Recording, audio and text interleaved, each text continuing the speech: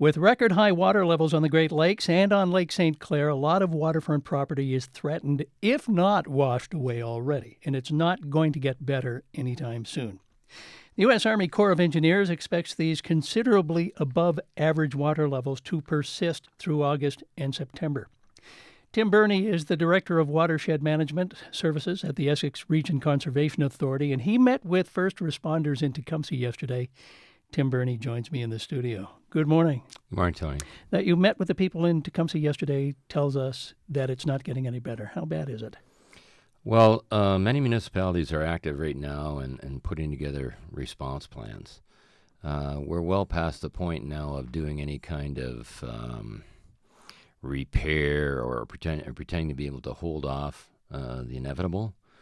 Tecumseh's emergency response coordinator and first response personnel all met to coordinate and actually continue with the formulation of an actual plan for the low-lying areas in Tecumseh.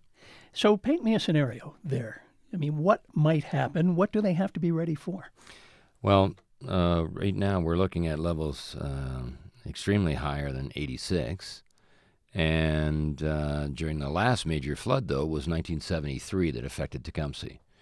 Floodwaters in 1973 almost extended up to Town Hall on Les Bronce Road.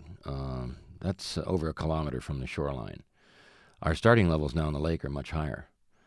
So, by simple reasoning or deduction, if the wind blows anywhere close, a gale force wind, our starting levels are a lot higher. It's going to push that water a lot deeper and potentially farther. And the depth of the water is a critical element to this conversation, is it not? It is. We're looking at, not just in Tecumseh, but in Tecumseh itself, we're looking at areas of roadways that could exceed 0.6 to 0.7 meters of water.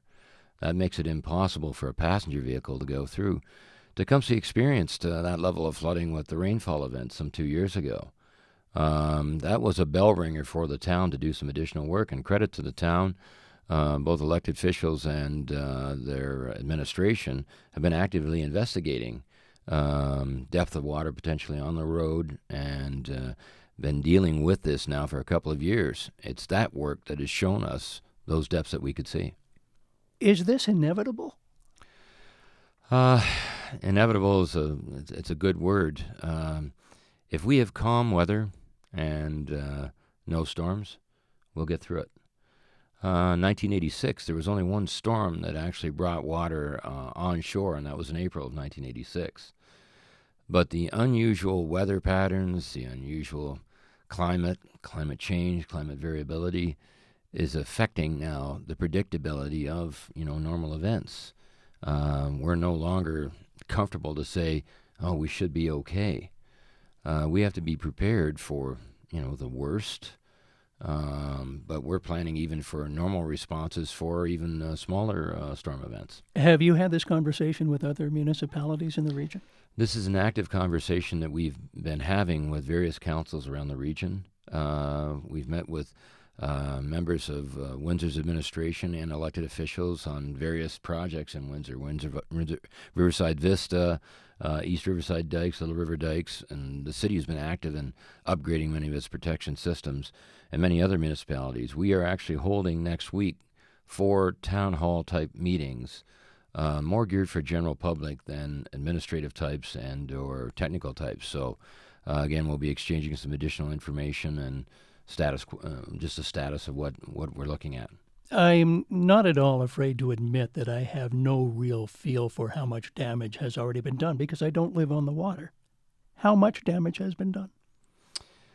Damage and damage assessments are ongoing, but region-wide and extending up into the Chatham shoreline will be exceeding $100 million. Already? Already. That's simply by the extent of breakwall work and some small-scale infrastructure repair. That's work that's been exacerbated by high lake levels, not active floods. Active floods and flooding, that number is going to go up 3 or 4 times. If we actually get into a more significant event, exponentially that will increase. So that number I just relayed to you, well, as a matter of fact, Pelee Island right now is looking at $13 to $15 million to do their perimeter dike works and some other road works. That's just on Pelee Island. So you start extrapolating that around the shoreline. None of us are even aware of the insidious level of damage that's occurring as a result of active wave pressure against breakwalls that haven't been properly maintained for many years. The failure won't occur during calm water periods. The failure will occur during stormwater periods when it simply can't take the wave pressure. Then we'll see breakwall collapse. So there's no way of measuring that. So we will be in the hundreds of millions of dollars. What is the greatest immediate danger in your mind? The greatest immediate danger at the moment is basically an onshore system coming out of the northeast, getting in and onto road surface areas around the morning rush, and where people are trying to get out or at the end of the day when people are trying to get back. Now, out of the Northeast, you're talking about people who live along Lake St. Clair in particular. But Lake Erie is significantly impacted on by a northeast wind. How so? Northeast wind blows the central basin of Lake Erie into the western basin. Northeast wind over Lake St. Clair pushes Mitchell's Bay and Lake St. Clair in towards the Detroit River. It artificially elevates the Detroit River, and then those levels spread back out as far as how much wind pressure is holding that water elevated. That's basically the most significant mechanism of flood threat, and that's what caused the flooding in '73, was gale force winds blowing out of the northeast for 12 hours. How effective is sandbagging? Sandbagging is a good, or a sandbag is a good strategic tool. It is not, it almost comes across as snake oil, where people want to automatically leap to sandbags and sandbagging. If it's strategically placed in small openings, proper liners are used, proper stacking techniques are used, and the bags aren't overfilled, they are a useful tool, but they are a very, very small scale tool to be used in specific or strategic locations. Not people want to leap to sandbags all the time. We are talking like earthen dikes that are required, armored earthen dikes. We are talking breakwall, armor stone breakwalls. We are talking other things of that magnitude.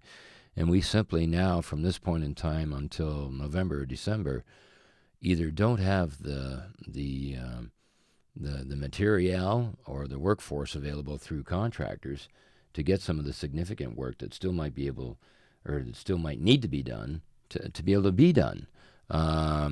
Contractors can't get to the location where some of these walls are damaged or are threatened, simply because the property is so saturated right now behind it, you can't get to it. And in many cases, although the lake levels are elevated, the lake in itself is not deep enough to support barges going into some of those areas. So right now we are full on active in providing for response, providing for preparation of people should they need to leave and or choose to leave. What do they do?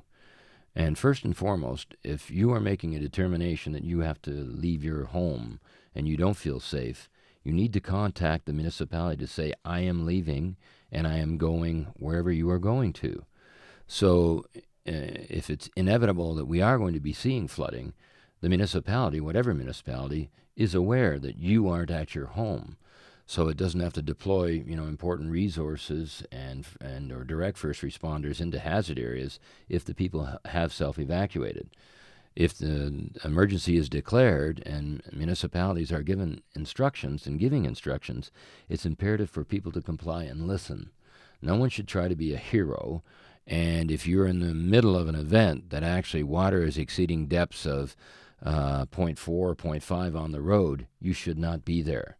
And for you to try and get there is a fool's adventure, because your car is going to get hung up, you're going to be in the way of first responders, you are going to be creating more of an inducement for hazard and creating more of a problem than trying to resolve anything. It does not sound like any of this is going to improve anytime soon. Thank you so much for coming in. Thank you. Nice talking to you. Good to talk to you.